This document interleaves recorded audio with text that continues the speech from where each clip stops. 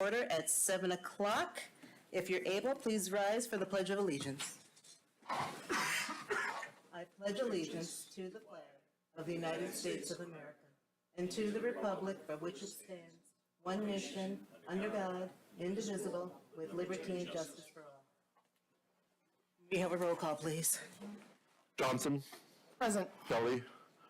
Here. Mikulski. Here. Polika. Leaks-May. Here. Madam Mayor, I would move that we excuse Councilmember Polika from tonight's meeting. Support. Johnson. Yes. Mikulski. Yes. Kelly. Yes. Leaks-May. Yes. Also, I believe I'd like to, because I don't see it here, if someone could entertain a motion to add another presentation regarding the death of a community partner, Jennica Whitaker, a resolution. So moved, Madam Mayor.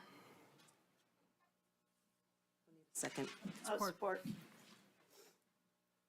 Johnson. Yes. Kelly. Yes. Mikulski. Yes. Leaks-May. Yes, thank you. All right. Our first presentation will be the Ferndale Schools bond presentation. And we have a superintendent. Approval of the agenda? Oh, we didn't do that? We did not. We need to Just a minute. Hold on. Okay. make a motion to move the regular agenda 8A to be taken off and put on the next agenda. Do you want to not allow public comment for that at this meeting or continue to allow public comment? No public comment at this meeting for that. All right, so So we want to table it to the next? Table it. table it to the next council meeting? Yep. I will support that. Kelly. Yes. Johnson. Yes. Mikulski. Yes. Leaks-May. Yes. And now, approval of the agenda with amendments. Madam Mayor, I move we approve the agenda with the amendments previously made. Support. Johnson. Yes. Mikulski. Yes. Kelly. Yes. Leaks-May. Yes. All right. Presentation, Superintendent Camille Hebler.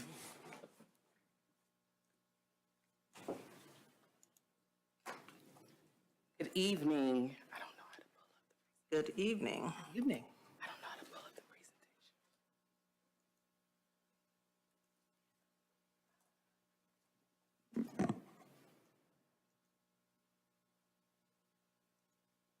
Oh, I'm sorry. Nope, that's not it.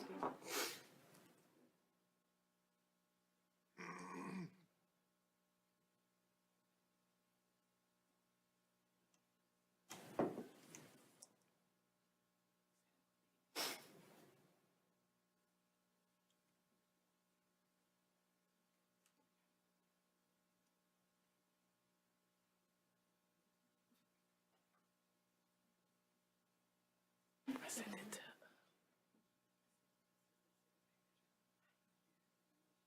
I have it. I can plug in. Yeah, I sent it to. Have it, we can plug it in. Okay.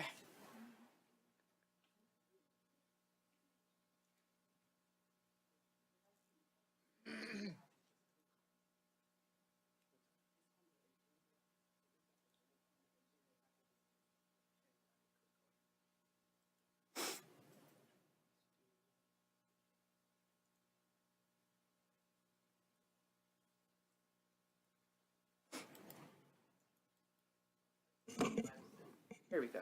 I'll work with that. That's perfect. And then, it's definitely on the agenda. Yep, I got it.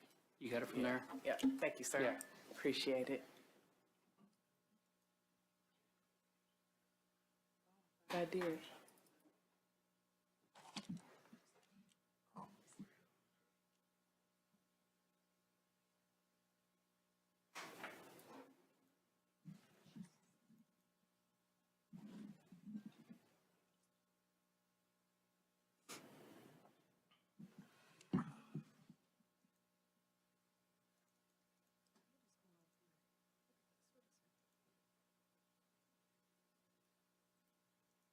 There it is, I got I'm it. close. It's okay, take your time. All right. Good evening, Madam Mayor, Honorable City Council, Ferndale community. My name is Camille Hibbler, and I'm the very proud superintendent of Ferndale Public Schools. Thank you for time this evening for us to talk to you about our 2025 bond proposal, which will be on the May 6th election. So, you may recall that we had a 2020 bond proposal that did pass. Much of the work, we are still actually spending down our bond dollars. However, you may notice that if you've been to any of our school buildings, we've had significant work done to each of our buildings, all of our buildings except for Ferndale Middle School, Ferndale High School building, specifically in our classroom spaces. So it was very important for us for this proposal to impact specifically that. And this evening I'm going to talk to you about what that looked like and how we came to that point. So there was significant bond planning and community engagement. As I mentioned, it's very important continuing to have community engagement, community input at the forefront of all of our projects, and that was definitely in place with our bond proposal, with our facilities committee, and we'll continue through our financial planning, and we're hopeful that we'll pass our bond proposal and we'll continue in that design process as well. So, what do we hope that our bond will accomplish? And simply, we hope for exceptional education at every level.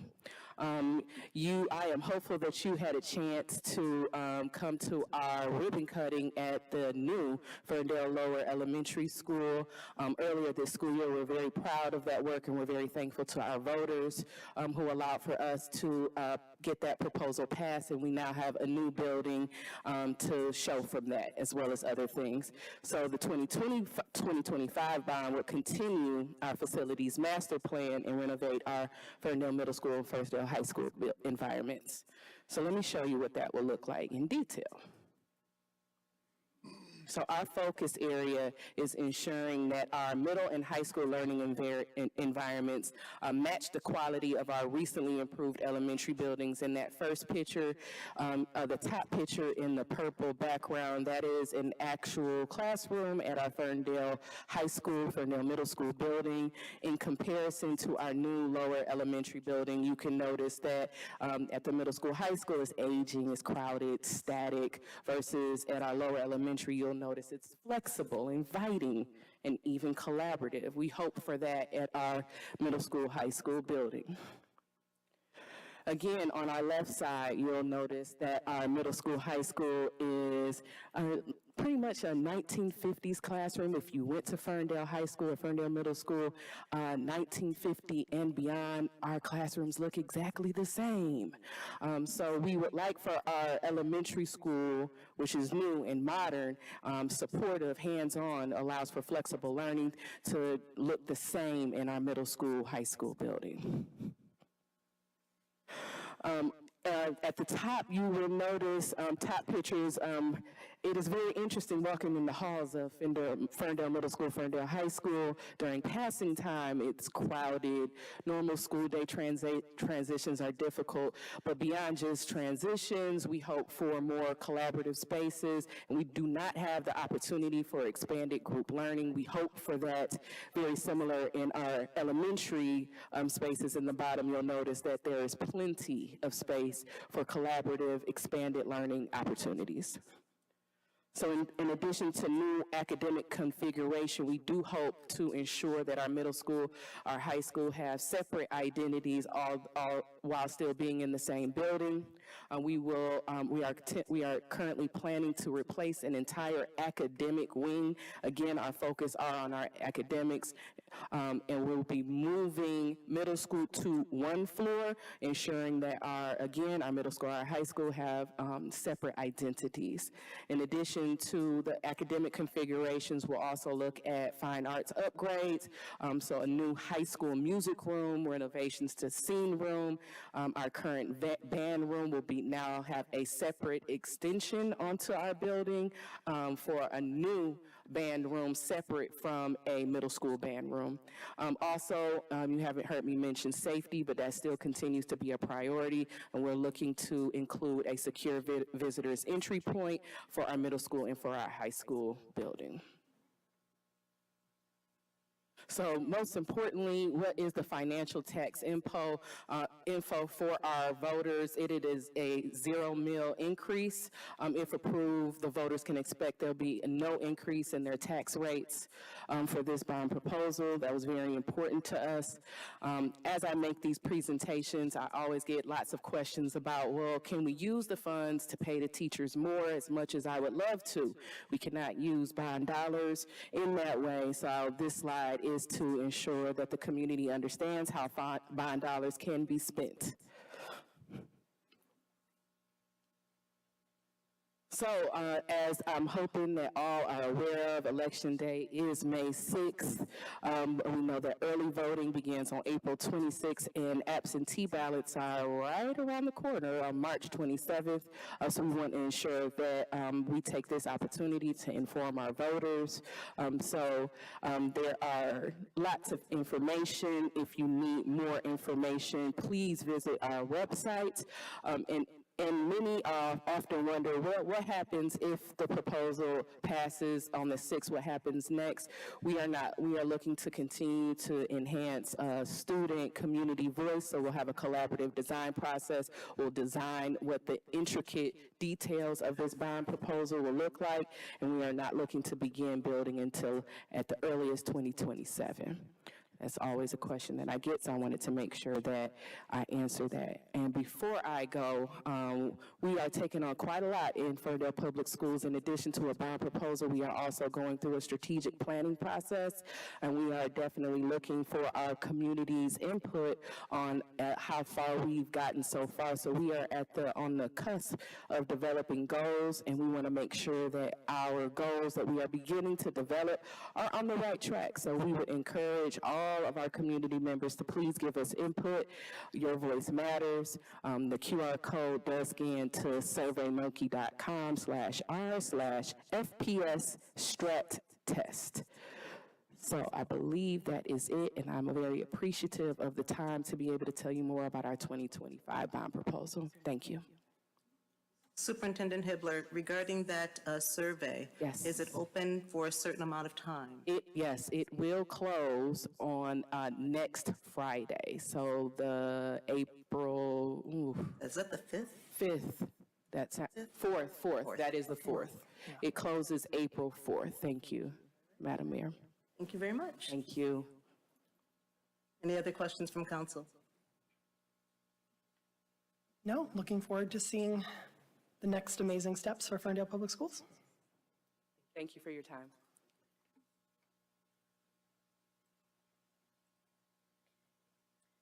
I'm trying to think, should we have the fleet or do the resolution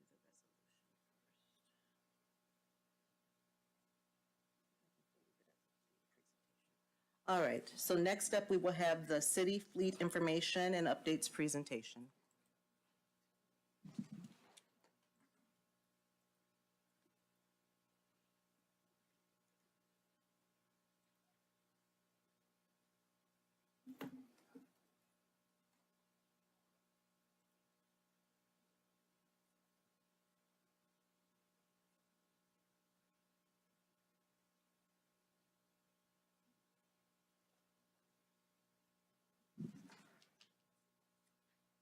So since this one's a little bit longer, I'll go ahead and start with the topics.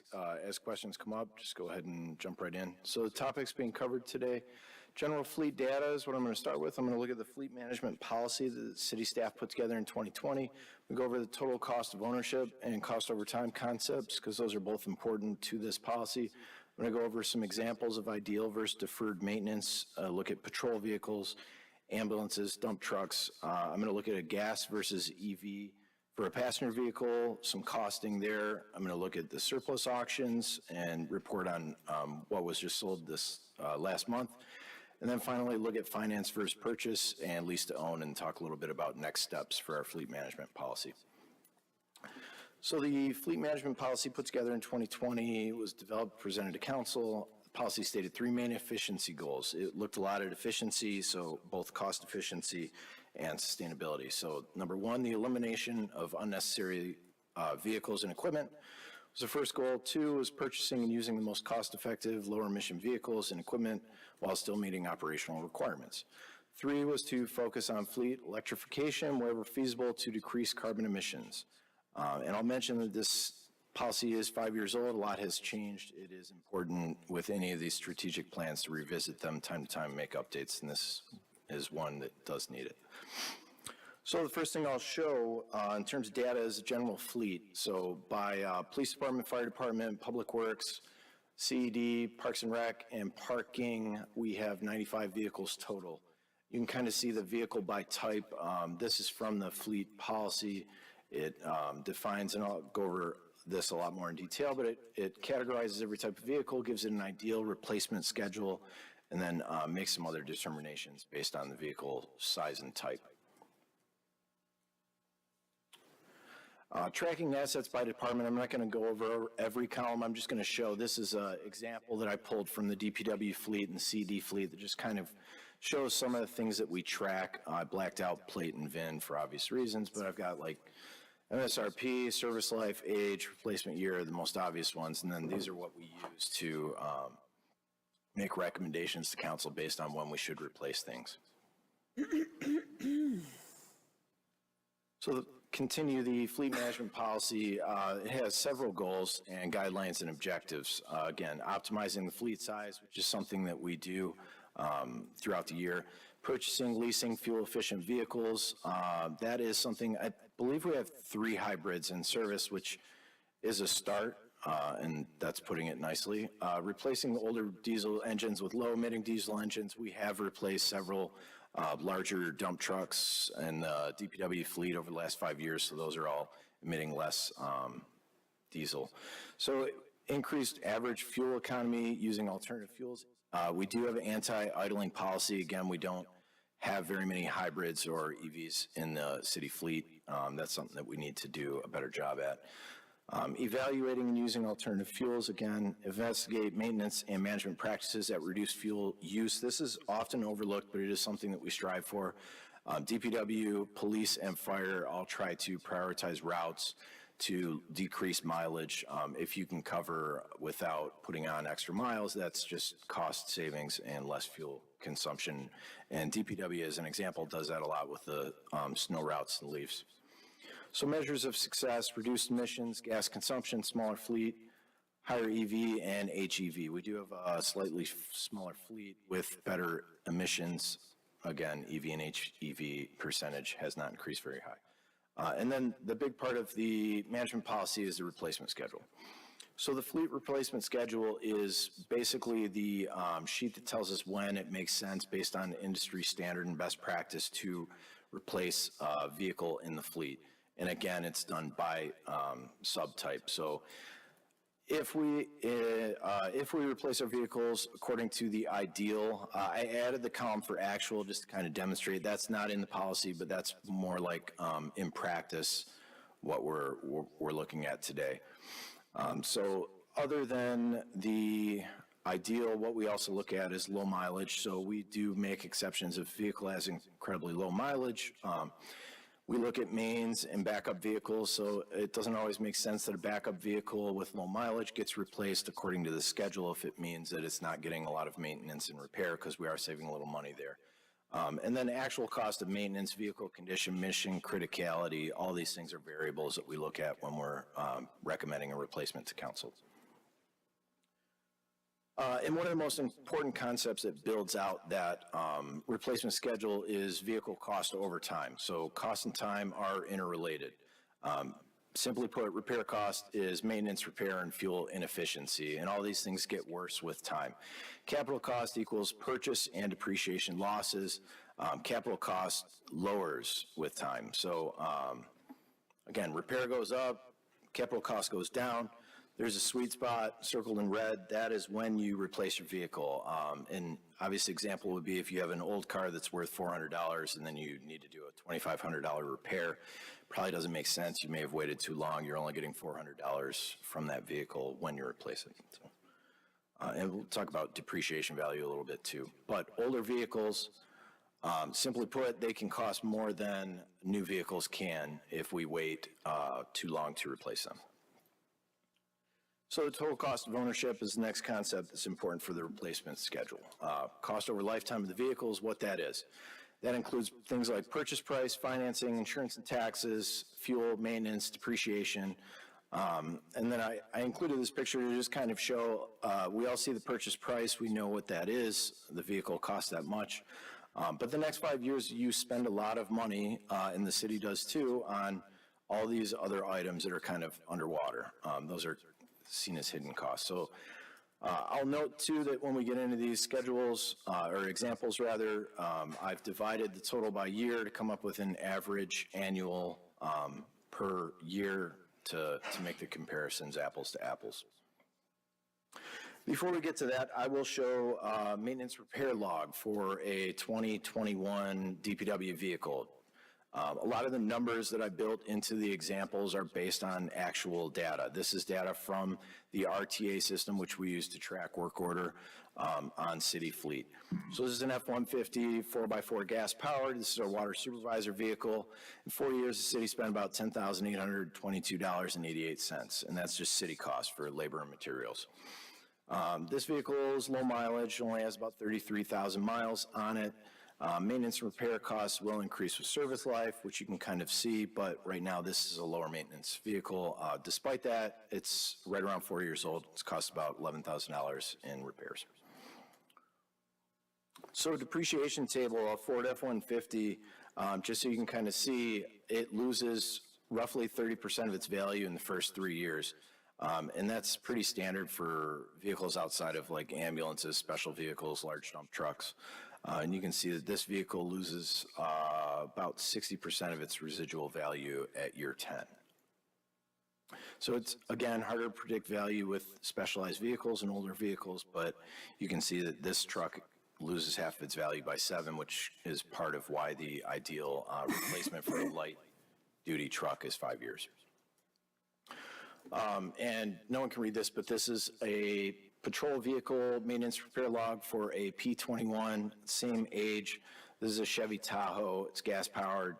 4 years, costs about $21,371. Got about 100,000 miles, so high mileage. Police cars see a lot of rough use, a lot of miles, and a lot of little repair and maintenance items that end up equating to a lot. We'll look at a patrol vehicle first, and you'll kind of see how these numbers were generated from this data. So I'll just say again, maintenance and repair costs increase with service life, and especially when there's a high mileage on the vehicle. So now looking at the scenarios, patrol car, 6-year versus 3-year service life.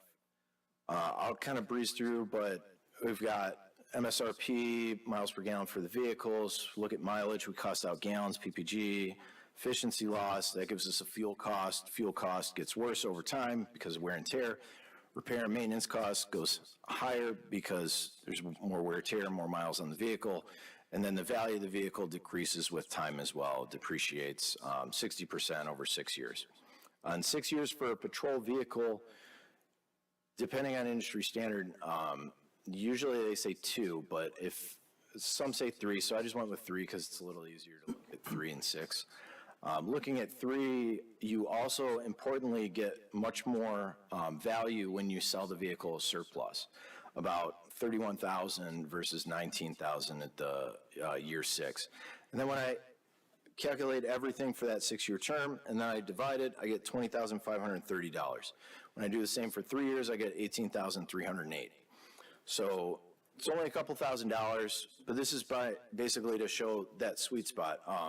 You should be replacing this vehicle right around 3 years, because after 3 years, you're spending more on an old, less reliable vehicle that you're not going to get as much value for.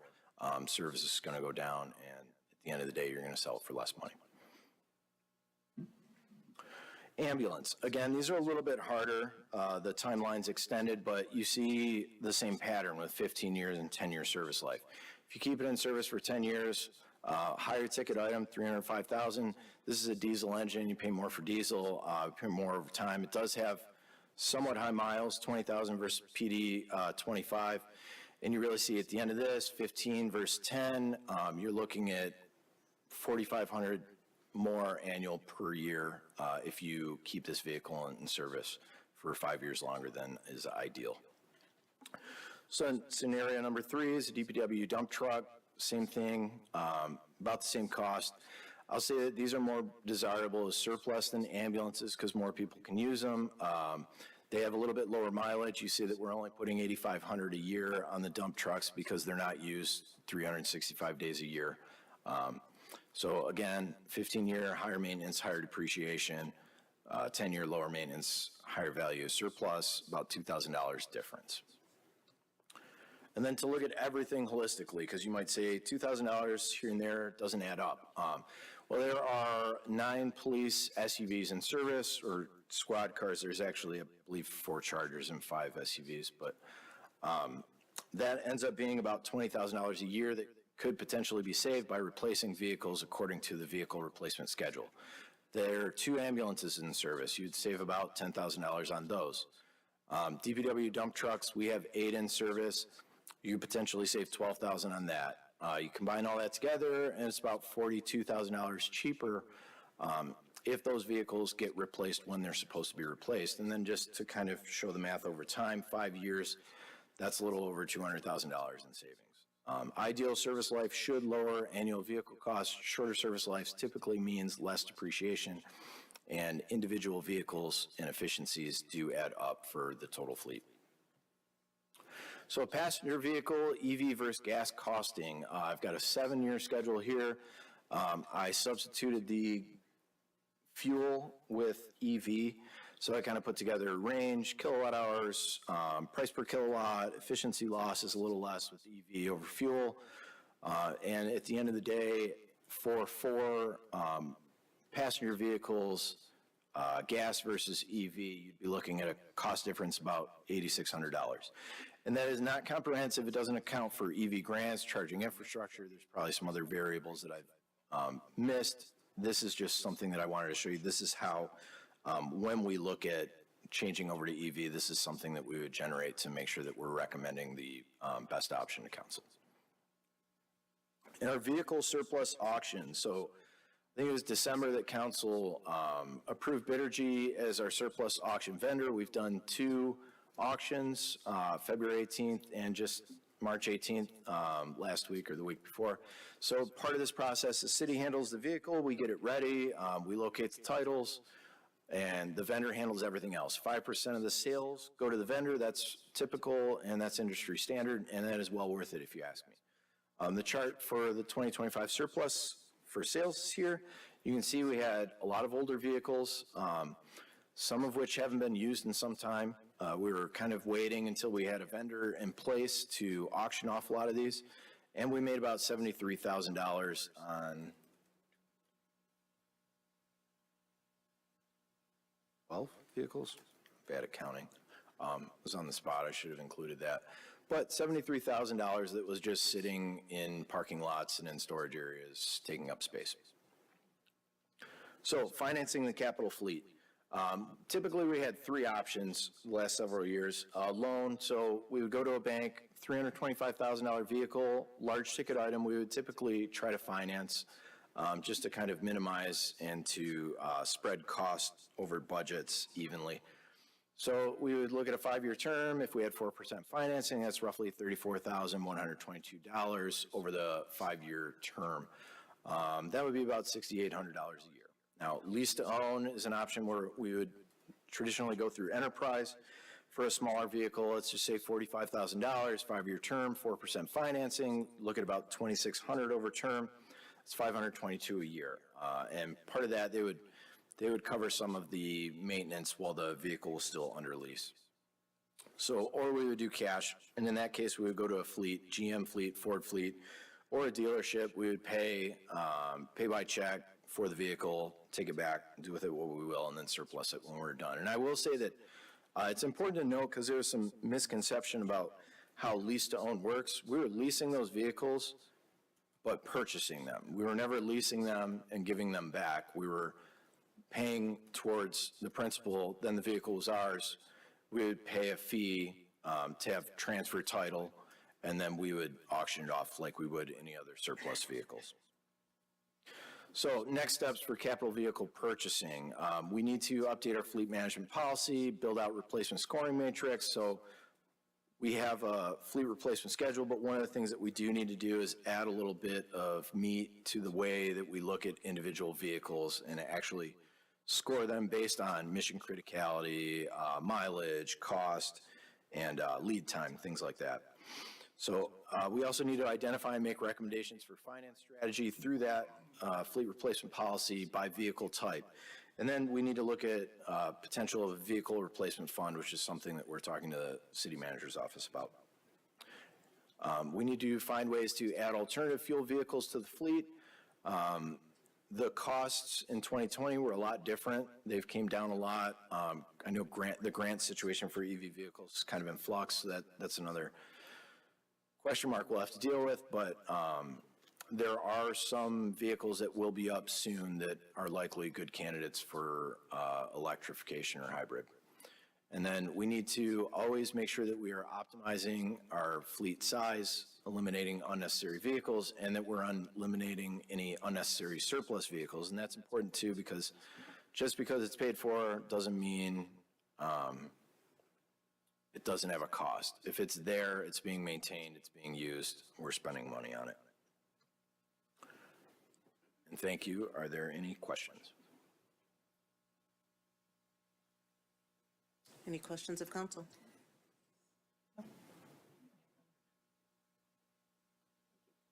Thank you.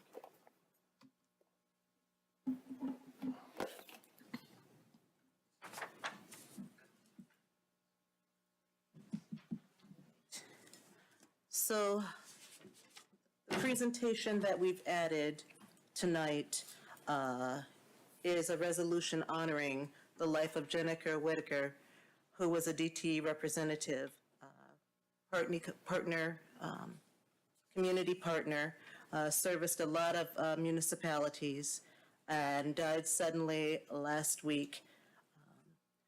Typically, we don't add resolutions to the agenda so suddenly. However, her services are this week, and we wanted to get this resolution to the family because, again, she was a community partner and actually a friend. So thank you, council, for being so flexible in adding this. Again, it's typically not something that we do. I would like to take this opportunity to read the resolution if I could. And then if you have any, you're good? Okay, all right. The City of Ferndale, Oakland, County of Oakland, State of Michigan, hereby recognizes the life of Jennica Whitaker. Jennifer dedicated over 30 years of service to DTE, a Detroit-based energy provider helping power over 2.2 million people's lives. And Jennifer held roles at DTE in operations, public policy, corporate contributions, and community involvement, and rose through the company's ranks, achieving the role of manager of regional affairs. Jennifer had an unwavering commitment to DTE and the community she served, including the city of Ferndale. Jennifer was a consummate professional, maintained a positive attitude, always had a smile on her face with a genuine care for others. Jennifer was the recipient of DTE's Sarah Sheridan Award, named after a DTE customer service pioneer. Jennifer was described by colleagues as a giant of DTE and for the community she served. Jennifer was proud of her work and, more importantly, her family, her husband Scott, children Jack, spouse Riley, Sophia, spouse Alex, and granddaughter Delilah. Be it resolved, we at the City of Ferndale expresses our heartfelt sympathy for the loss of Jennifer Whitaker, and extend our deepest sympathies to her families and loved ones. We honor and celebrate the life of Jennifer, recognize her outstanding contributions to DTE and the Ferndale community, and lasting imprint of her spirit. Thank you. Would someone entertain a resolution? You know what I mean. I move to adopt the resolution. Support? Johnson, Yes. Kelly, Yes. Mikulski, Yes. Leaks May. Yes. Thank you. Now we're at the point of the agenda where it's called audience. I invite any of the audience to come up and speak about anything on or off the agenda. Please state your name and your address, and you have 3 minutes to speak about, and again, anything on or off the agenda. Hello. Hello, Reed Turnbull, 519 East Oak Ridge. Thanks for hosting us all, council and mayor. Sorry for your loss. And welcome, Colleen. First, I would just say great presentation from James. And I thought while you have your notebooks open, I would provide a few other numbers just to help inform any planning for fleet maintenance. I'll also mention, I guess, as an aside, I am an electrical engineer at Ford. I hope that doesn't provide any bias. I personally drive a Chevy Bolt. So maybe, a little different there. Also, these views are my own, but I am also a member of the Ferndale Environmental Sustainability Commission. So I think James made it very clear. This is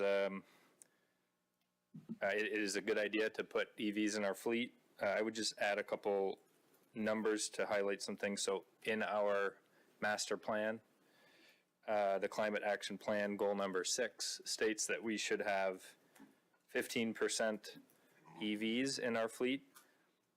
Now that may be referring to citizen vehicles, but the goal lists that the city should lead by example. So with about 95 vehicles in our fleet, by the end of this decade, we should have 14 or 15 EVs. So let that be a North Star. And I'll just add, I think, I'm sure many of you heard about this, but the state troopers have bought Ford Mach-E's for about $40,000. They've passed all of their tests. They go 0 to 60 in about half the time, maybe less than the Dodge Durangos we recently purchased. And they have comparable range. So I don't think performance should be a concern.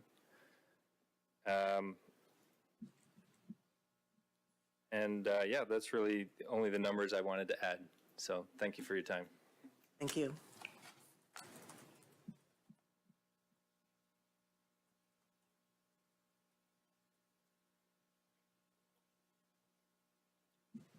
Hi, I'm Sharon Chess, president of the Ferndale Community Concert Band. And this Sunday, it's our 10th anniversary, and we're celebrating it at Orchestra Hall. At 3 o'clock, the concert is free. If there's anybody who would like to come and they go, I don't want to drive down to Detroit, I don't know where I'm going, the senior group is actually taking a bus down there. So you can register, just call actually you can call City Hall and they'll connect you with Alicia Pardo, and she'll make arrangements for transportation. They're meeting at 145 at Incubizzo, which is just, it's on the east side of Woodward, just north of 9 Mile, but they'll give you directions. And it'll cost you $4 to ride the bus down there. So I'd like to take this opportunity to encourage council and the mayor and all of the citizens here in Ferndale, bring your families. It's an excellent opportunity to expose children to an ensemble like this and to peruse through a building that's historic, iconic, and well recognized around the world as a musical venue. So thank you very much. Oh, by the way, I brought my pen because I'm willing to sign autographs. If you saw me on Fox 2 or if you read the article in Oakland Press, just don't crowd. Thank you.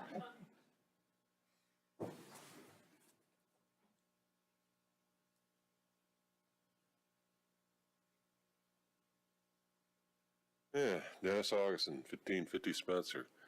And times sure have changed with Ferndale. Because when I was there about 55 years ago, that school did not look like that. You know, between ninth grade to 12th grade, there was a lot of kids there. But my question is, I've had several people tell me different, how would you say, charging for EVs. And they've had different, you know, lengths of time, how much how much time is there going to be for an EV to charge if we're going to have it in our police department, and how many hours are we going to be having a police officer that's going to be checking out, these EVs while they're charging, or are we going to have somebody from City Hall that's going to run down there, or like at the DPW run down there and just make sure that every one of these vehicles are charged when the officer goes on duty? So I just wonder, I've heard several different, stories about how long it takes. Me, I wouldn't own an EV for the simple reason, when I go on vacation, I ain't near no power pole, okay? I'm too far out into the woods in that, and to charge my vehicle, if I had an EV, I would have to go back to town somewheres in that. But my point is what's it going to take, and how is the city going to handle these electric vehicles when, it takes, like I said, I've heard various times as to how long it takes to charge a vehicle. Okay? Big vehicles, you're talking about SUVs and stuff like that, and Ferndale does have a few, in the police department, they do have a few big vehicles, and that, but I just kind of curious as to how that money's going to be passed on, and how that's going to be budgeted for the taxpayer. So, that's my question right there. Thank you. Thank you, Dennis.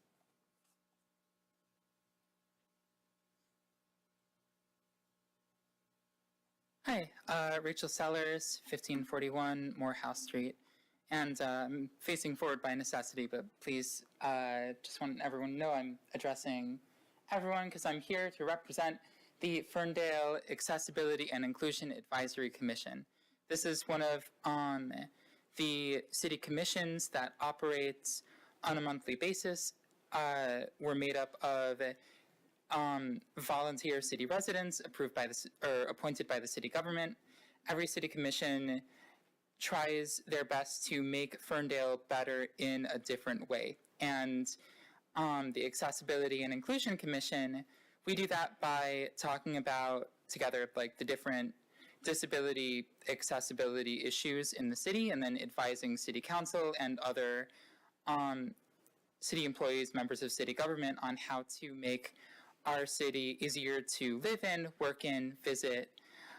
And I'm here tonight in particular because of the proclamation that I'm extremely excited for later in the city council meeting, where it's going to be presented to the council to approve April as officially Autism Acceptance Month here in Ferndale.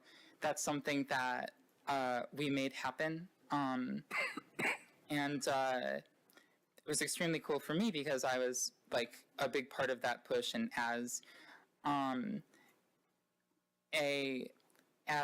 autistic woman, as an autistic resident, this enabled me as an autistic self-advocate myself to have a voice in what the city does and how included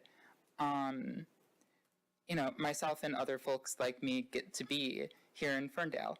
So I'm up here primarily because we have some open seats on the Ferndale Accessibility and Inclusion Advisory Commission. Various people have moved away for different reasons, and we're looking for new people who want to make Ferndale a better place to, an easier, more accessible place to live, work, visit, a place where disabled folks and everybody feel more included. So I made a post promoting the commission on the Ferndale Forum and the Fabulous Ferndale Forum. You can find it on both of those groups on Facebook. As well, I prepared I'm not sure if I can, where's the camera? A QR code that can be scanned to take you directly to the place on the city website where you can apply to the commission. But we take anybody. If you're passionate about making this place better for everyone, then we would love to have you. So thank you all so much. Thank you, Rachel. If you want to scan this later, just come up to me. I've got a full mic.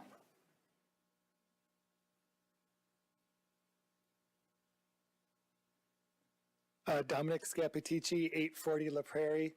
I just wanted, I was going to say something about Ferndale Garden Club. I wanted to invite the community on April 10th at 6:30 p.m. at Olive's Bloom Box on 9 Mile, not the Livernois location, to our annual members meeting. It's always a fun time if you're interested in gardening or learning about what the garden club does in our community. We've been a part of Ferndale since 1931, long before me, and we maintain a community garden for the benefit of the public that we hear from neighbors that they love just enjoying the blooms there. We offer free gardening programs to our community to encourage gardening. We advocate for the protection of wild birds in our community. And we also award a scholarship to a graduating Ferndale High senior. A couple years ago, one of the graduates is now on his way to being a forest ranger, which is pretty cool. I don't know what that one always kind of thought was a really great thing. And then since I'm up here also, I wanted to take a moment to let you know Ferndale's Memorial Day Parade and ceremony. We're looking for a community member that's either a veteran or an active duty service member that would like to give a short speech during the ceremony. There'll be other dignitaries that will be on the stage too making remarks, but if you know of a veteran or an active duty service member here in Ferndale, they can email, it's ferndale@gmail.com. So please pass that along. And I also want to say a little thank you, I guess, to our DDA, whoever put together Art March. Garden Club was asked to help with one of the events for Art March 2 weekends ago. And it was fun, and it was downtown, and it drew in a lot of families, like parents with their kids. And it was really cool, like having that right downtown.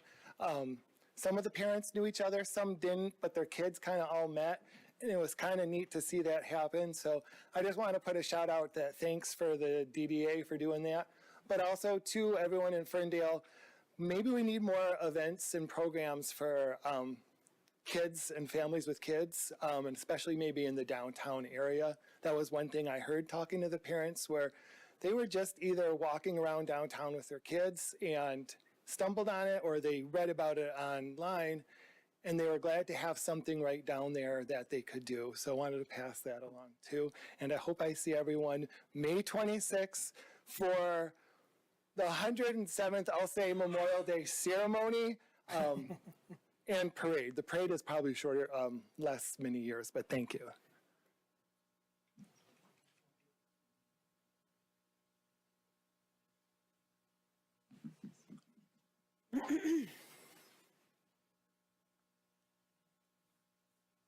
Good evening. Chip Warner with Disability Network Eastern Michigan. This year, Disability Network Eastern Michigan will honor the 35th anniversary of the Americans with Disabilities Act. This current month of March, we're recognizing Developmental Disability Awareness Month, and in April, we'll recognize Autism Acceptance Month. As a Center for Independent Living, we'd like to thank you in advance, the City of Ferndale and the Ferndale Accessibility and Inclusion Advisory Commission, for the Autism Acceptance Month resolution. The work we do together strengthens our communities, allows people with disabilities to live independently, and pursue personal choice through access to resources and choice. Thank you.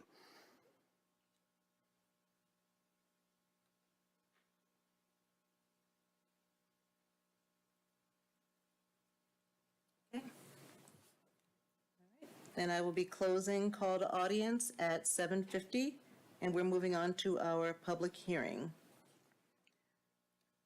The public hearing is for the consideration of the Resort Class C liquor license for Sidecar Ferndale LLC, located at 241 West 9 Mile Road.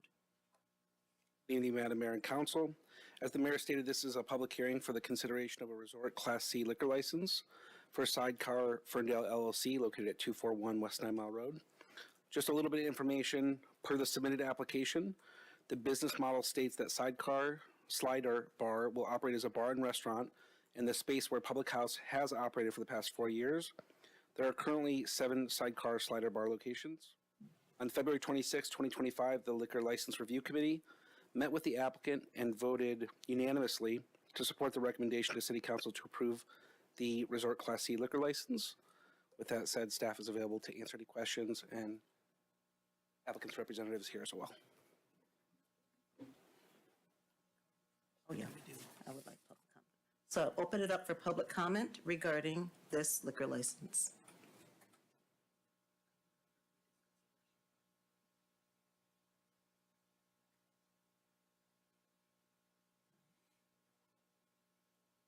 Seeing there's none, I open it up for council for discussion regarding this liquor license. The only question I had was, this is not really, since this is really not a change in, this was Public House, so this really isn't anything different than what was being done there. This is the same type of license that was previously in that premises, let's say. The applicant would have to answer that. I don't know what current license they have.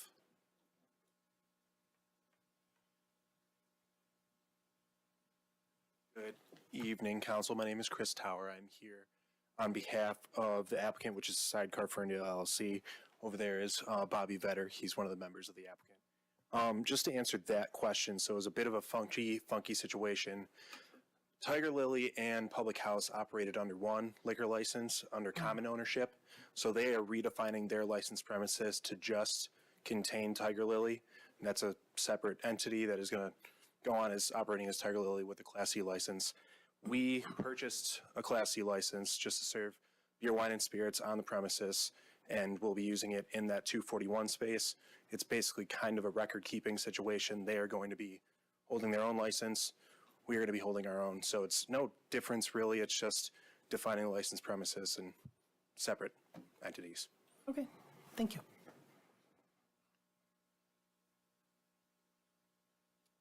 Any other questions or comments from council? For me. Madam Mayor, I move that we approve the transfer of a Resort Class C liquor license for Sidecar Ferndale LLC located at 241 West 9 Mile Road. Support. Johnson, Yes. Mikulski, Yes. Kelly, Yes. Leaks May. Yes, thank you. Our second public hearing is the approval of the amendment to the PACE financing resolution. Good evening, Mayor and Council. Nice to see you all. We are here tonight to potentially approve an amendment to our 2015 PACE financing resolution. This follows up on the changes in state law to make it essentially easier and more flexible for business owners to take advantage of PACE financing. To date, we have not had any business owners do so in Ferndale, but this potentially would allow them to. Any specific questions? Through the chair, could you give us a primer on what PACE financing is? Sure. Beat me to it. Yes, fair enough. Many of us weren't here in 2015. PACE is the Property Assessed Clean Energy Financing. So, and we have Mary Freeman from Lean and Green, Michigan, who administers that here as well if we have questions.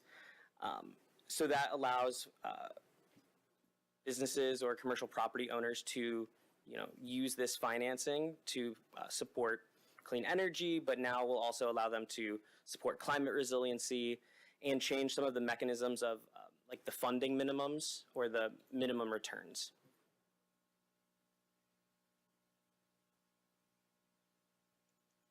Through the chair, another question. Have we communicated this opportunity out to the DDA to maybe get that in front of some of our business owners? That's a great question. Jenny, I don't know. Oh, Jenny stepped out. Don't know what's been done in the past, but I'm happy to communicate that to our business owners downtown, as this is a great opportunity to take advantage of some clean energy financing.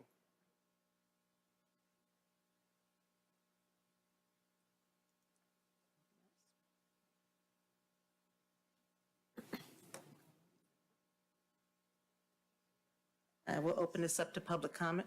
Oh, so go ahead. You have a comment?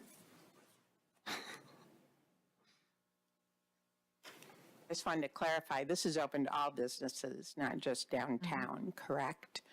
So, and when you're saying for environmental, so this would help with plumbing, electrical, all that type of infrastructure for updating? Yeah, there are specific.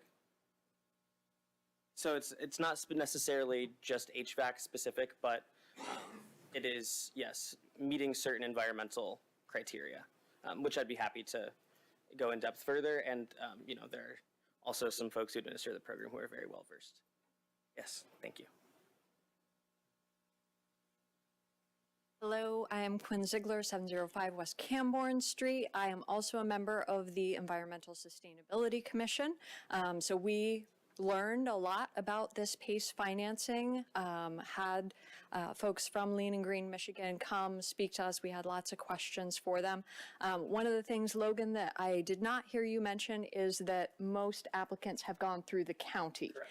So that's the jurisdiction that has overseen PACE financing. It's not necessarily that they're not coming through the city, it's that they have another entity that they've preferred to go through. So just wanted to say that FESC did bring this forward to you today, and we are happy to continue weighing in on all things environmental, even, maybe your fleet purchasing policy. Love to weigh in on that as well. We are here for you. Any research that we can do for you or feedback, happy to give it. Thank you.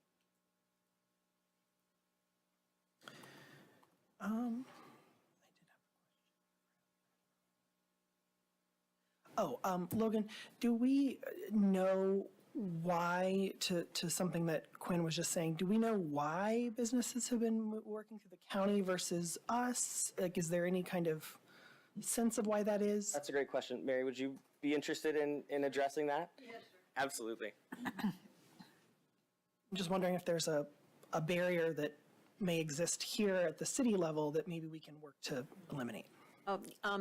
So we established Lean and Green Michigan in 2012 to actualize a 2010 statute to bring private capital for this kind of reduction in utility bills for businesses. And it happened that 9 cities and townships in Oakland County joined in those first 6 or 7 years, and Oakland County did not want to join. So, and then Oakland County joined, and actually it's overarching for the cities and townships. So any city, town, any entity in Oakland County can go through the Oakland County PACE program. The reason that we went to all of the 9 townships and cities to bring forward the PACE program is because there have been instances where for whatever reason, they preferred to go through the local government. It hasn't happened in Oakland County, but it could. But the primary reason is to bring it to light, to have people be aware of the program, to have people steer people in our direction if they are looking for financing. Even for, government entities cannot use PACE, but if there were a private entity that was going to install the EV charging for your electric vehicle fleet, it can finance EV charging stations. A lot of hotels, hotels and multifamily around the state have done that. So I know that we went through a process with Logan of presentations and things like that to alert people, but there isn't a reason why one would do one or the other. It's possible to do either. They're both fine, but we do want those programs to be updated so that when people go to your website or come to you, they're actualizing PACE in the current amendment of the statute. And this can be, so it's, you hit on something that I was, along the lines I was going toward, which was multifamily housing and housing development generally. So if a developer is going to do housing, they're able to include PACE financing as part of their capital stack, as part of their overall, okay. In fact, that's the typical, is that there'll be rebates, an MEDC grant, a mortgage, maybe 2 mortgages.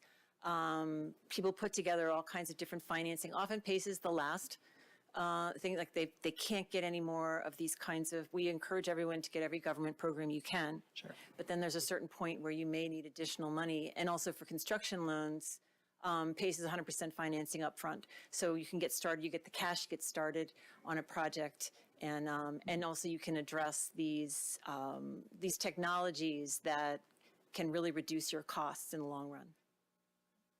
And then one final question, sorry. Oh, sure. I've got you here, so. Oh, I feel lucky to get up here. You're the expert. I did note that, one of the categories of eligible qualified properties is nonprofits, including houses of worship. Correct. So, so this is something that we can encourage the church community in Ferndale to utilize, especially some of our churches who are struggling to kind of keep certain community-focused programs going, and if they could reduce their costs in other ways, this might be a way to help kind of solve some problems for us. Churches, absolutely. We've had several churches use PACE financing. YMCAs have used PACE financing. It can be a great option for certain types of projects. Logan has my contact information, but we talk to people every day. Just giving a quick 10-minute screening is PACE appropriate for your project. Great. Yeah. Thank you so much. Yeah, thank you for having me.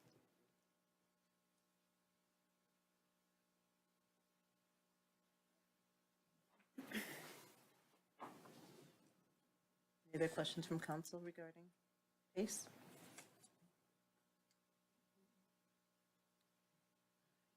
Make a motion to approve the amendment to the PACE financing resolution as submitted by the sustainability manager. Support.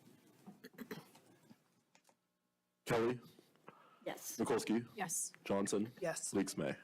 Yes. Before we move on to the consent agenda, I noted there was a question asked by a resident regarding the maintenance of EV, the chargers. So if someone would like to maybe speak on that, maybe during call to department heads at the end of council, that would be great. All right. All right, so consent agenda item 7A, approval of the March 10th, 2025 meeting minutes. 7B, approval of the drainage improvements at DPW Martin and Wilson Parks by Sun Building Incorporated for a not-to-exceed cost of $8,750. 7C, approval of the special event permit for the third annual Cinco de Mayo to be held on May 3rd and May 4th, 2025. 7D, approval of the special event permit for the 107th Memorial Day Parade to be held on Monday, May 26th, 2025. 7E, approval to fill SMART Program Specialist position. 7F, approval of to purchase mosquito tablets from Clark in the amount of $11,374.44. 7G, approval to renew annual Water Smart software agreement with Ferguson in the amount of $23,713.98. 7H, approval of resolution adopting poverty exemption guidelines. 7I, approval of payment for repairs to 9 and Woodward Medians Marquee for up to $5,000. 7J, approval of lead cleanup and bullet trap maintenance in the police station pistol range by Best Technology Systems in the amount of $10,300. 7K, adoption of the resolution proclaiming April as Autism Acceptance Month, as sponsored by Councilmember Johnson. And 7L, approval of bills and payrolls as submitted by the Finance Director and subject to review by the Council Finance Committee. Madam Mayor, I move we approve the consent agenda as presented. Support. Johnson, Yes. Kelly, Yes. Mikulski, Yes. Leaks May. Yes. Are you able to read the resolution? Yeah. Okay. Sorry. Take a drink of water first. I choked on my own spit, so, Who says it's glamorous being up here? Okay. A resolution recognizing April as Autism Acceptance Month in Ferndale. There are more than 5 million people in the U.S. with a diagnosis for autism spectrum disorder, and many more who would qualify for a diagnosis and benefit from the same community supports. Autism is not becoming more pervasive in children and adults, but rather the increased accessibility to services and professionals is assisting individuals in the process of becoming diagnosed and seeking support.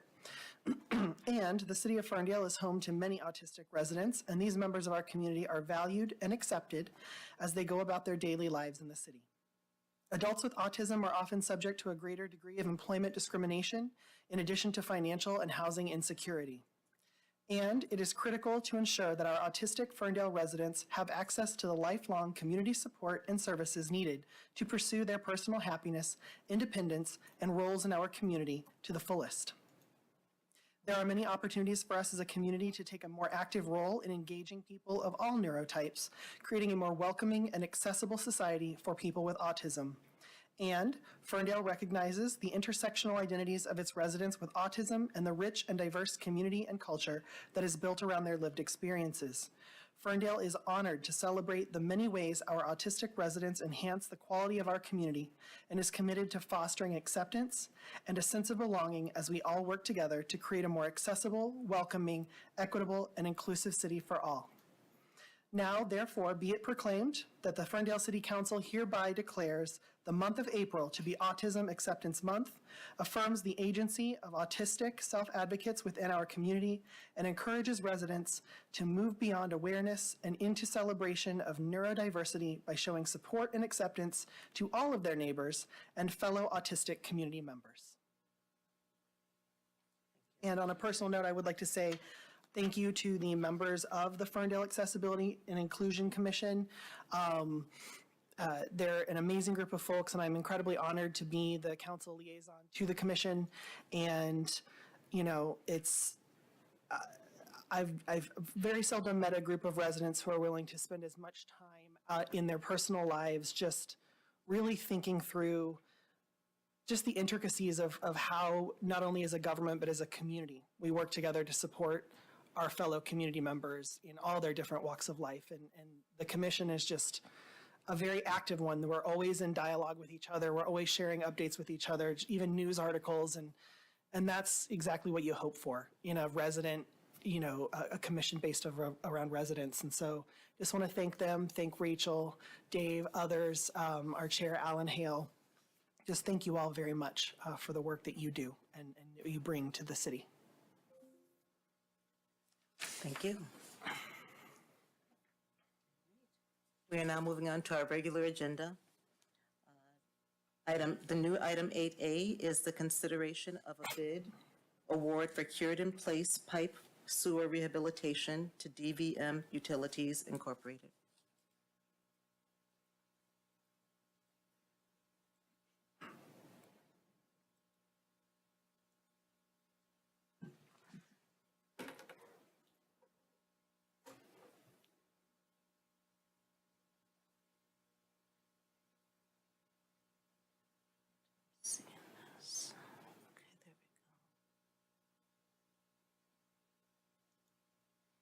All right, so I always like to start with context. The Sewer Improvement Program, or the CIPP, Cured-in-Place Pipe Program, consists of preventative maintenance and repair of our city sewer main, of which we have about 81.8 linear miles total. Of that 81.8, we have replaced about 27.4 linear miles since 1991. That is 33% of the overall system. The program is a 4-year cycle. It consists of 3 cured-in-place pipe programs following 1 year of CCTV and cleaning and condition assessments for our sewer main. So that's about $25.5 thousand per a 4-year cycle. That means that this maintenance cycle is on roughly a 67-year cycle. CIPP is supposed to last 50 to 75 years. So, just simply put, it's a cycle that doesn't stop. You just keep going and going and going, and when you're done, the ones you started with have to get done again. So our unlined sewers in the city are about 75 to 100 years old, 25, 26. This year's program, and I'll get into why it's split up that way. Those are mostly at the results of the 2024 CCTV program. So last year's CCTV program, the sewers were found to be in better condition than expected, so we did bundle two projects together to bid out at the same time. And I think we're on track to have 2 years instead of 3. Oh, and I will say, I'm also going to talk about this 33-inch sewer. This is actual footage of the inside of one of the segments that we're addressing this year through the program. So again, cured in place pipe, for those that aren't familiar, simply put, sock goes in, we blow steam through it, it cures, it hardens, it turns into what you'd see as PVC. It's obviously a little different than that, but that's how it's done, and it avoids digging up everything. And this is important. We'll get into the 33-inch sewer, but a lot of these sewers are in easements or under roadways. You can't just dig them up and replace them. So the sewer rehab program history, going back to 2021, you'll see in Stitchiform did a lot of our work. We always do around 10,000 linear feet for roughly $400,000. It's more expensive. We're doing less linear footage. Again, I keep saying the 33-inch. I probably should have explained that beforehand. But we have a 33-inch pipe. It's much bigger than the 18-inch. That's why there's more money, less linear foot on this 2 split projects, because it's $225 linear foot for the 33-inch as opposed to the 18. So this year's program, we got 5 bids. The estimate, civil engineering estimate, was about $835,000 for the work. The low bid came in pretty far under that at $661,000. The high bid, and I've got an asterisk there, was $832, because we did have one bid that was 1.5, and I'm just going to say that they were just did something wrong. They weren't in line with the others. That was not right. So $200,000 roughly spread, and we're under the engineer's estimate, so it's pretty good. Tentative construction timeline for this program. April 15th, pre-construction meeting. April 30th, program begins.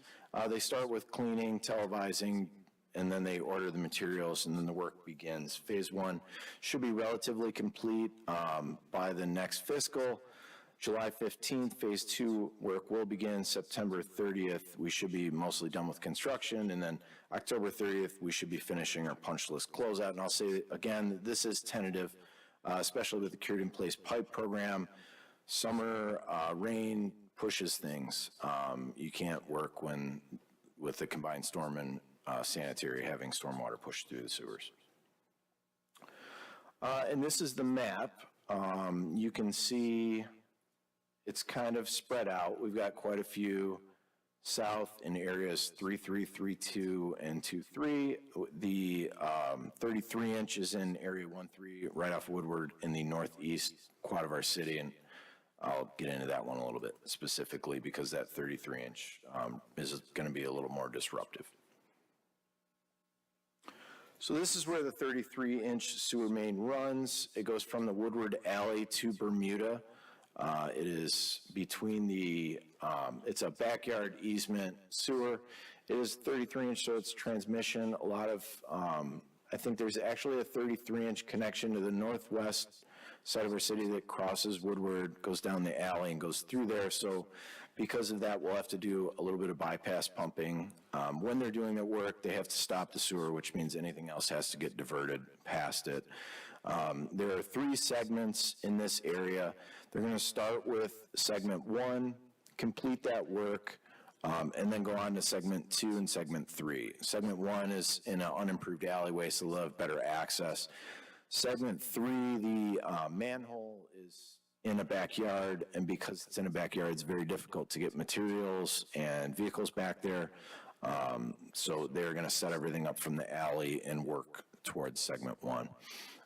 This should take roughly 3 days total. 1 day for segment 1, 2, and 3 should take 1 to 2 days each. When the CIPP program is taking place, the residents cannot use sanitary. So it is disruptive, and this is a bigger project, so it will be a little more disruptive. And because it is, we're going to do a public on-site meeting 2 weeks prior to construction. Usually with the CIPP, what we do is we give a 24-hour notice, and we put a door hanger up. The program was in my neighborhood in 2020, and I didn't even realize it until I got a call from my wife saying that steam was pushing out of the ground in our neighbor's yard. I was like, oh yeah, I guess they are over there.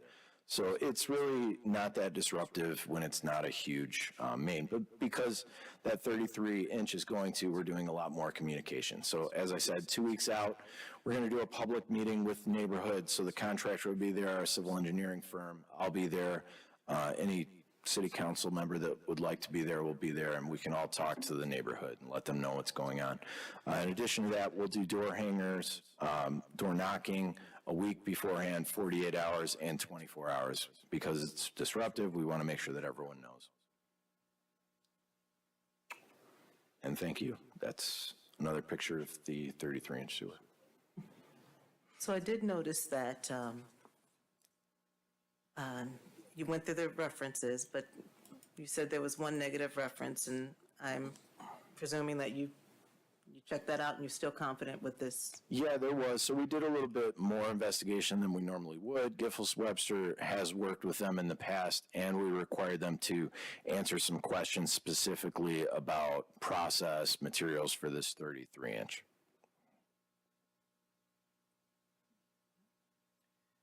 So because this is coming in fairly lower than expected in terms of costs, and we had budgeted $550,000 in the current fiscal year budget, and we're planning to budget $577,500 in the next fiscal year budget, in the current draft budget. Is this the sort of thing where we could do more? I mean, not that I'm all about spending all the dollars, but these dollars are set aside specifically for this type of purpose in this fund. These aren't just general fund dollars. So at this point, because we had the responses before we presented the budget workshop to you, the numbers that were reflected in the budget workshop did reflect these actual dollars. So it's not to say that the dollars couldn't be there, but they're not currently what was presented in the budget allocation. So that would change the bottom line impact to the water sewer fund. Sure. I just mean that if we haven't utilized, if we had the budget and the costs have come in lower than expected, is there capacity for the vendor or even bringing on a second vendor to get even more done if we'd already budgeted the money for it? We had the project in the CIP. The dollars weren't necessarily there. Like this is all just coming out of revenue from the water sewer fund. It isn't from like a dedicated bond millage or anything like that, so there's not a reverse side to the equation other than our standard revenue line items for it. Again, it's always council's discretion if we want to make a project bigger, and these are very good unit prices, but I would just say that we would need to look at what the revenue side of that is, because there's not a pool of money that this was specifically coming out of in the first place. Understood. Okay. We'll put a pin in that. Okay. If you're asking me, I would be happy to find more things that we could spend to prevent. It just feels like, I don't disagree. Yeah, these are very good. These are very good unit prices, considering a lot of the sort of exogenous variables we're dealing with in the economy. So, I liked these unit prices, and since they came in so low, I just figured, could we push for more linear footage in the season? Yeah, I would say let myself, Director Jameson, take a look at our budget, and we'll be presenting the budget again in its first reading April 14th. If we can make something happen and the contractor's amenable before then, that would be the time that we present it. Okay. And we can just do a contract amendment. Cool. Thank you. Madam Mayor, I move we approve the bid award for cured-in-place pipe sewer rehabilitation to DVM Utilities Incorporated for the per-unit cost of $661,047, and the expense charged to the Water Sewer Fund Capital Outlay Account Number 592-000-977-000, and approval for the Director of Public Works to sign contract documents following the approval of the City Attorney. Support. Johnson, Yes. Mikulski, Yes. Kelly, Yes. Leaks May. Yes.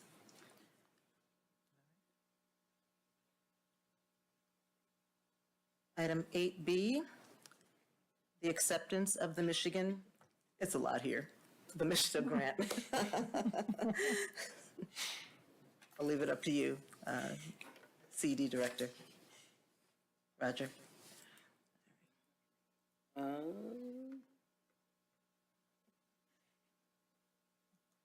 Thank you, Madam Mayor and Council.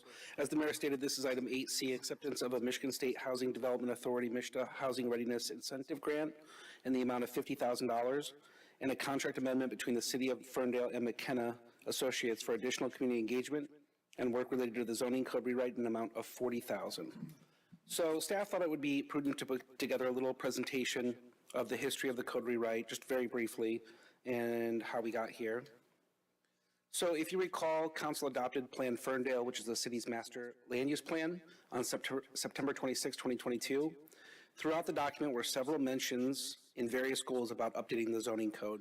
The city's zoning code dated to 1960s or so and was pretty archaic. I can speak. Through the selection process, the city issued a request for proposals, and a selection committee recommended approval of McKenna Associates. There were 5 responses. 2 of them were in the $150,000 to $60,000 range. McKenna estimated the cost at $105,800, and we did have a 10% contingency in there, which would have taken it to $116,380. So the city was lucky to receive an MEDC grant for the $50,000 for first round, because we're a ready redevelopment community. So the city's anticipated cost of the code rewrite would be $55,800 up to $66,380 if we utilize the contingency. I took a screenshot of the contract today. So the thing to note in here is Task 5 and 6. Task 5 was a zoning ordinance first draft, and Task 6 was first draft review and preparation of a second document. So what they put in the tasks were pretty basic community engagements, pretty basic drafts, public hearing and adoption. You probably recall me reading this slide at the code adoption. I read off every meeting we had and discussed it so that the public would see we did a lot of community engagement. The green highlights are kind of the extras. So there was an extra city council update. There was the online engagement for 6 months between the summer and winter. 33 additional check-in meetings with the staff. That was me. Draft 4.1, 4.2, 5, 6, and 7. That was also me. Community open house at Incubizo, if you remember. The Planning Commission City Council workshop after that. And then the second reading with City Council. What you don't see in here is the steering committee did ask McKenna to go back in kind of the 10th hour and make the residential piece form-based too. So originally we were talking about doing a hybrid with the commercial industrial, kind of a form-based code. They drafted it all, and at the last minute, the steering committee said, go back, we'd like to see that. They had to start backwards and create a bunch of graphics and do all that work. In concluding this, on December 13th, 2024, MISTA awarded Ferndale a $50,000 housing readiness grant. It was on top of the MEDC $50,000 grant. Council adopted the zoning code 3 days later. So when we were granted that second grant, council was adopting within a couple days. We didn't have updated billing from McKenna. Staff has worked with McKenna, and the increased work directed by staff, the steering committee, the planning commission, and supported by city council is north of $40,000, and that was in the packet. So where we are today is council has 2 general options. Option 1, decline the grant and do not amend the contract. We would pay McKenna under the contingency, so our total cost would go to that $66,380 because of their extra work. Or option 2, accept the grant and amend the contract. That will have the city collecting $10,000 more, so we'll collect $50 and we'll reimburse $40. The city cost will be $45,800. The reason why we can't capture all $50,000 is because the base scope of the contract was executed way before the second grant. So, and anything that was paid definitely cannot be. So I think there's a little bit room, we can capture a little bit of it, but if we go too far, I think the MISTA will rescind the grant and not pay it out.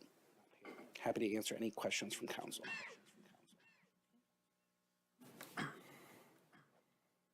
Open it up to council.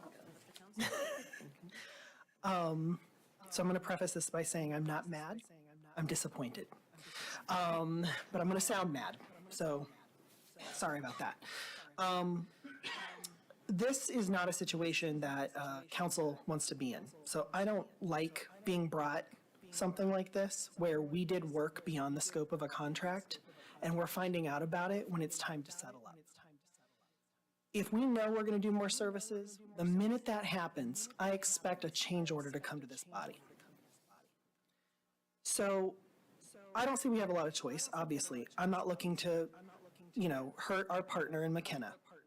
But there are two parties at fault here. Us, we should not have told the vendor to do more work beyond the scope of what they were contracted to do, knowing that there was not sufficient authority to do so. And McKenna, the vendor, should have known better that the scope of the project they were contracted for did not extend that far, and they should have said, no, bring me a new purchase order, and then I will do the additional work you're asking of me. So both of us fell down on the job on this one. It's things like this that make it very hard for us to fight back when we're criticized for bringing in consultants and vendors and using our taxpayer dollars on them. It's these things these are the self-inflicted wounds that happen to us. And it's this council that has to go out and try to keep convincing the public that we don't do things like this. And then weeks later, we're brought something where we did do something like this. And I think it's incumbent on me as a council member to say that honestly here at the table. That we messed up as a city and we have to make it right because we exceeded the scope of our contract and now we have to pay for it. Now, I will applaud you for getting a grant that is going to help this, but that is small comfort because we have a lot of other contracts in the city government. And what I'm going to be asking for is an accounting of what we're doing with those contracts. Are we exceeding our scope in other places? Have we instructed vendors to do more than they're contracted to do? This council needs the assurance that we have not. So I will vote for option 2. I will be proposing option 2. But I am really unhappy to be here. This is something that I deal with a lot at work. I am constantly yelling at departments at work for doing this. I don't want to have to do that here. I expect better from Ferndale. So as a response, you're 100% correct. You are not wrong in that. And I feel guilty in that. I think, as you know, they changed project managers throughout it. And it's easy to say, let's have another community engagement, let's add something. And so I absolutely take part of the blame in that. I think they should have provided change orders and said we can't. Now, in the end, there was, we didn't know we were going to go through that many drafts. So it probably would have been 6 or 7 change orders repeatedly, which would have been better but out in the public. So I 100% feel guilty about it. I think McKenna's a little bit to blame. We're to blame. You're absolutely right. We're lucky to have gotten this. If not, we would have just settled with a contingency and said that's where the cards lie. So for the public, I 100% agree with you. And, I will allow my colleagues as well to weigh in, but I will say that, the split on this and what we're going to agree to do is going to be slightly less favorable to McKenna than I believe folks are hoping for because they do have a part in this. They are responsible for knowing they're not contracted for this much work and saying, I'm sorry, I cannot do what you're asking me to do. That exceeds the scope of my work. So they have to bear some of the consequence of this. Not so much that I want to ruin our relationship with them. They've been a good vendor for us. They've been a positive experience in a lot of ways, but there must be consequences. And I will add, the total cost that they've put together for all of the extra things is about $55,000. So they actually have taken a cut, but I have forewarned them today that the council may look at it a little bit deeper.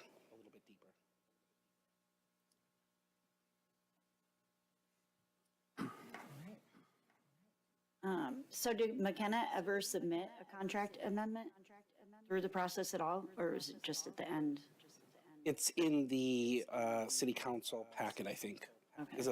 Is a two-page council contract amendment for 40,000. Okay. And that was at the end of it, and when did you realize it? Well, there were complications because they had a project manager, then that person disappeared, then somebody else got assigned to it that worked out better. They're to blame. If they would have had the second person, I think it would have went smoother. But it wasn't until towards the end when we started adding all these drafts that I kept reviewing that we said we were going slightly over, thinking the contingency would cover most of it. Then we did the Incubizo event because we wanted another event. So it was towards the end when we started realizing, I think after we started realizing, we said, we'll go for this grant.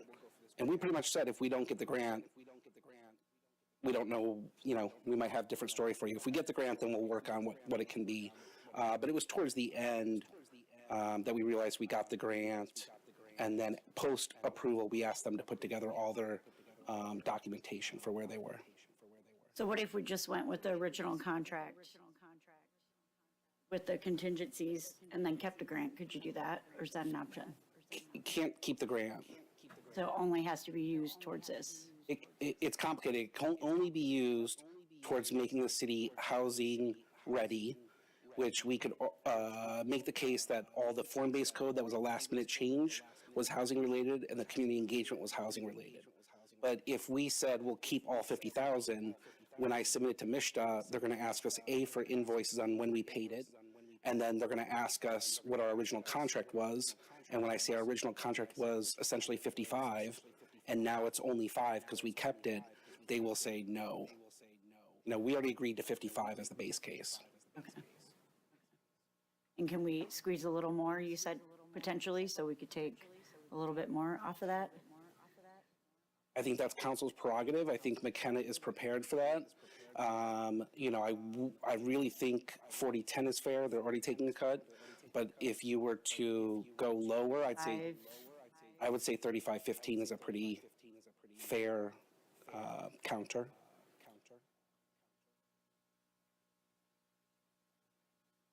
Through the chair, I would also support that. It's wildly disappointing that McKenna moved forward with this without doing all the things that a contractor and a vendor with a city knows that they need to do. So if there's any more that we can do to decrease our cost and help them understand that this is partially their fault, I would be in support of it.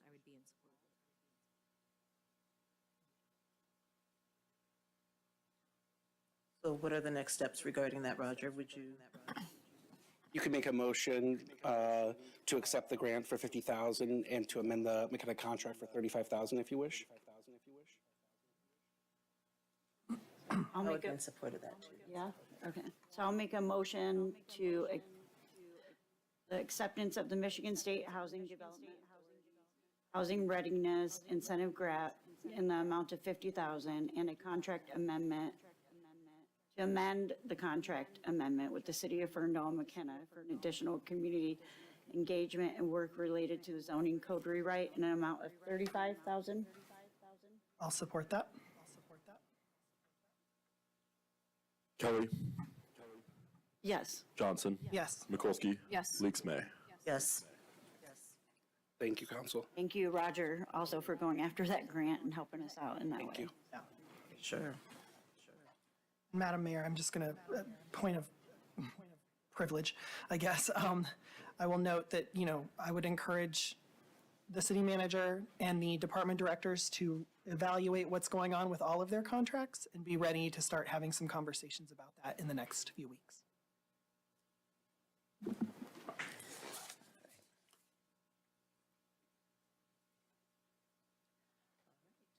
So now we are moving on to call to council. And during call to council, I am going to defer to the city manager regarding the department head updates. Yes. Looks like we will have some updates from DDA. Hard to see all the way in the back there, guys.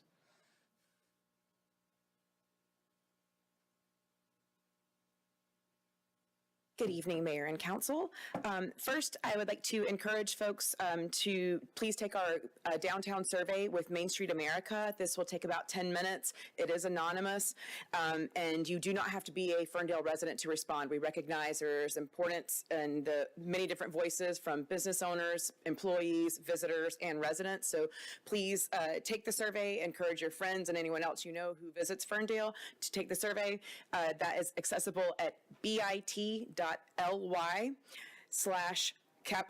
Ferndale all caps MSA. So bit.ly/Ferndale MSA.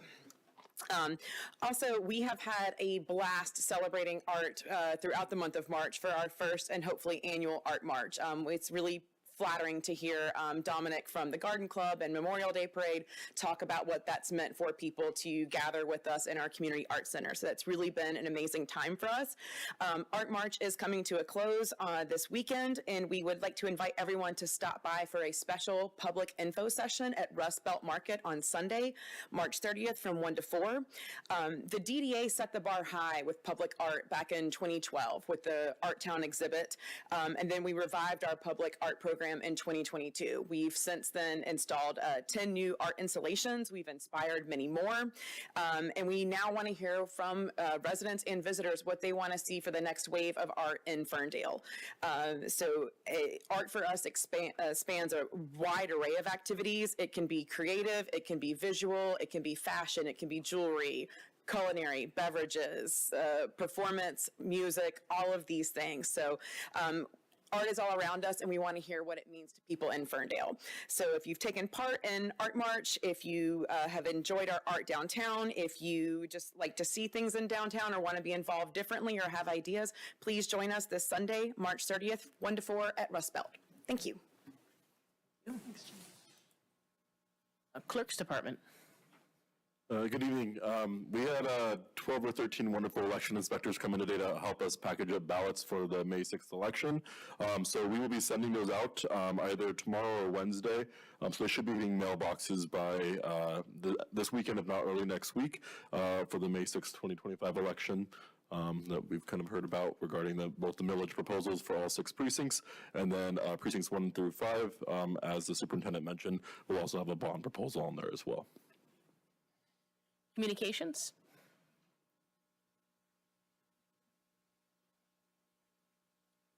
Good evening, Mayor and Council. I have 3 items for you, so just bear with me. The first one is that over the weekend on the city's social media and website, we shared some information regarding the upcoming Headley Override millage proposal for the Tuesday, May 6th election. So between now and the election, you can expect a lot more communications regarding what's on the ballot, addressing some frequently asked questions, providing people with information just to make sure they're informed and educated if they choose to vote. So I just want to share some ways to get connected. So number 1 is that we're sending out that exact same information that was posted online to residents via postcard. So you can expect that to hit mailboxes, I anticipate, within the next week. You can also see it in the quarterly print newsletter, which I will get to in a moment. You can connect with all of our social media channels via our link tree. That's linktr.ee/FerndaleMish. You can also visit the website bit.ly/Ferndale-Headley-2025, or you can go to our homepage of ferndalemi.gov, and it's right there. So myself, the city manager's office, and our fire chief and police chief have completely updated the entire site since we last saw from the November election, so all new information there. You can email 2025 proposals at ferndalemi.gov. You can call 248-546-2360 or reach out to us. We're happy to set up some more in-person events. Thank you to everyone who attended Colleen's coffee event. That was really fun. And another great opportunity for an in-person event is the Fern and Learn program. We definitely still need students. We're having kind of a lower sign up than last year, so please sign up if you're considering it. These are weekly classes that are hosted by every department, filled with informational sessions, programs, activities, station tours. It's a great opportunity to get to know how the city functions, how we delegate our funding, and you can connect with staff and your fellow neighbors and have your questions and concerns addressed. So sessions are every Thursday evening from 6:30 to 8 p.m. from the weeks of April 3rd and running until June 5th. The locations will vary, but the majority of them are here at City Hall, and we do provide dinner, so hope you have an appetite. So this is not an all or nothing program. Residents can pick and choose which sessions they want to do. You don't have to take all of them if you don't want to.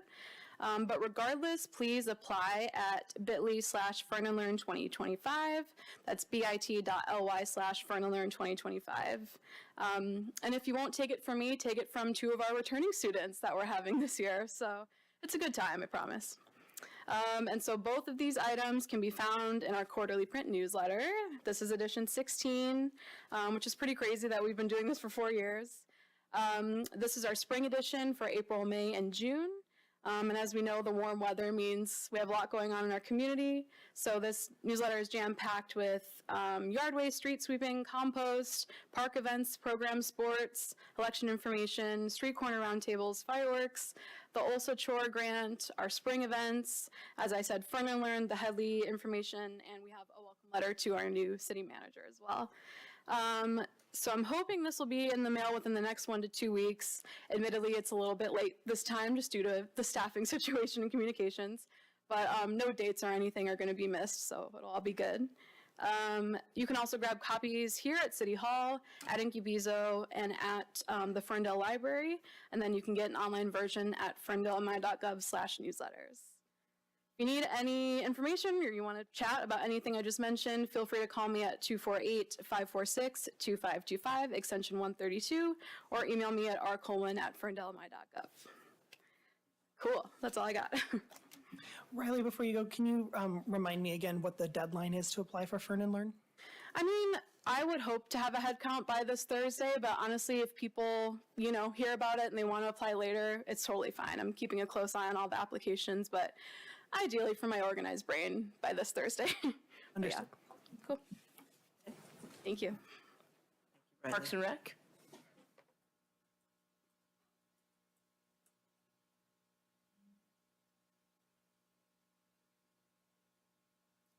All right, I just want to say I love your energy, Riley. You always bring it. Few announcements. Our summer camp is sold out. No surprise there. We are hiring for camp staff. So if anybody's interested in being a camp director or a camp counselor, feel free to contact us or go to the city's website. We do have the posting up for those positions. Sharon already mentioned that we have our Ferndale Community Concert Band trip this Sunday with the seniors, but what she didn't mention is how you get in there is our Smart Bus. So we have 3 spots open for the Smart Transportation. If anybody wants to go with us, the event is free, and it's only $4. If you want to ride on the Smart Bus, we'll meet at Incubizo. Parking down there could be easily $13, $10 and up.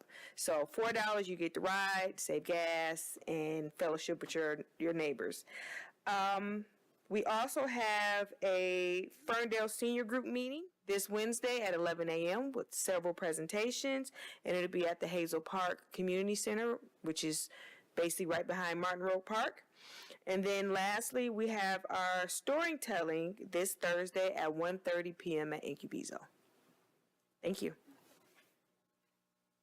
DPW.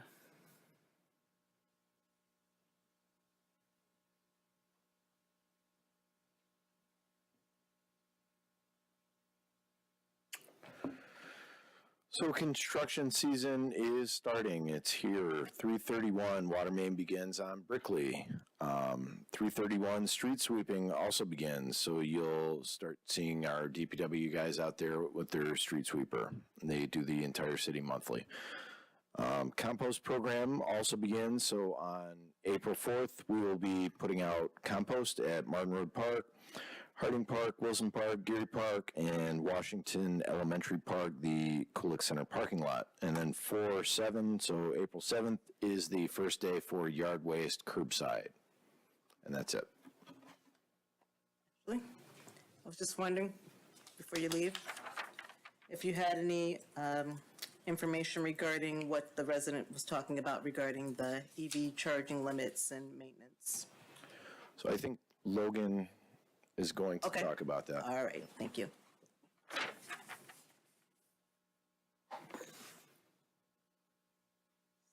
Thank you, Mayor and Council. So Mayor, to answer your question briefly, there are three typical charging options for EV chargers. Without a known implementation policy of what we would be implementing an EV for, I cannot say like what charger we would implement. It would be no lower than a level 2 charger, which would charge up to from 0% to 80%. You're looking at a 4 to 10 hour range, depending on your charger and your vehicle. So, and then you have the like level 3, the DC fast chargers. Those are much faster. That's like what you might see at your Myers or your other public locations, where you can charge in up to 80% in that 20 minutes to an hour range. So again, without knowing what sort of vehicle you're implementing, we would not be able to say what sort of charger we would implement. However, we would consider that as we implement, a strategy. So for something like, a CED car where you're driving throughout the day and charging overnight, something that is, lower cost and a slower charger versus if you needed a, quick charge for an emergency vehicle. Are we looking to implement both options? I don't think we're at anywhere close to any of those points. I think it's more theoretical, right? The implementation of an EV as a police vehicle. For the other, options, it depends on cost, potential federal funding, et cetera. James, you have specifics? Yeah, I was just going to add that, so in that presentation, I did look at Equinox, and there's several vehicles, just looking at our fleet in detail, there's 12 or 14 that are potential EV that would make sense to use for vehicles that can charge overnight, and that's more like directors, project managers, administrators, CED vehicles, Parks and Rec, parking, could have EV transits. It's maybe not as straightforward with patrol vehicles, but we certainly have 14 or 15 that would be a good fit. Yeah. And I was going to note the state police have implemented, the Mach-E's, but not as much for the on-highway patrols, but for their local security patrols. More, I think, along what we would be doing here locally in Ferndale.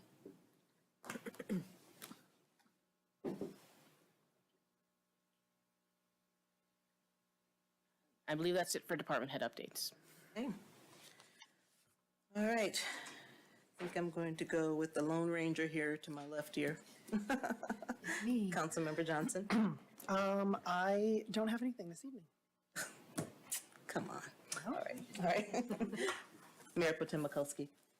The only thing I had this evening is I wanted to thank the DDA for the Art March. I have heard so many good things about it. I was hoping to get up there for the skateboard deck this past weekend. Didn't manage to make it out, but I have seen so many that came out of there, and they're beautiful, just absolutely fabulous, and it's been really nice to see the families come out into our downtown.